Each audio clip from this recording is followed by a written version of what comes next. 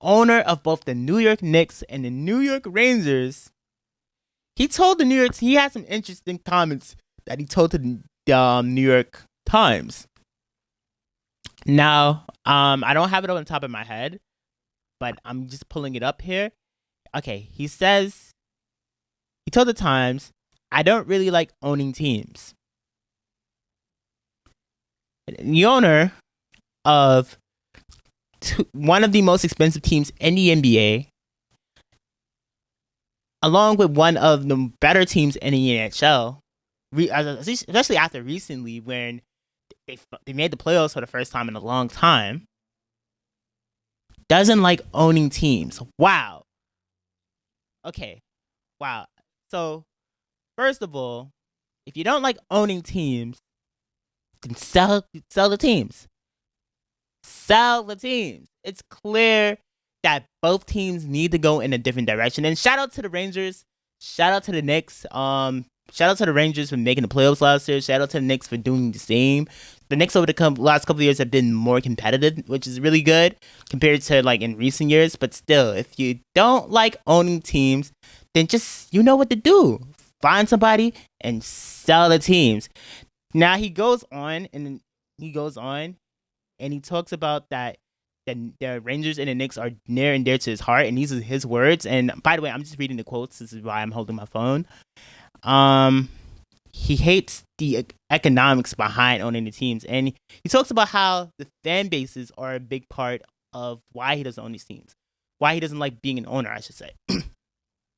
So it's clear that the fan bases, who, by the way, just want to see the teams win. You are the owner. It is your job to turn these two teams into contenders. The Knicks have been staking up the joint for my entire life. I have not seen a Knicks ever win a championship. At least the Rangers have been to a couple Stanley Cups since '94, since the Mark Messier days. But the Knicks haven't been able to do that. And it's clear that these fan bases are passionate, because no one's more passionate than New York fans. And clearly, we just want to see winning. And you are the owner. It's your job to turn these two teams into winners. So yeah, when we boo you or we can't sell the team, it's for a reason.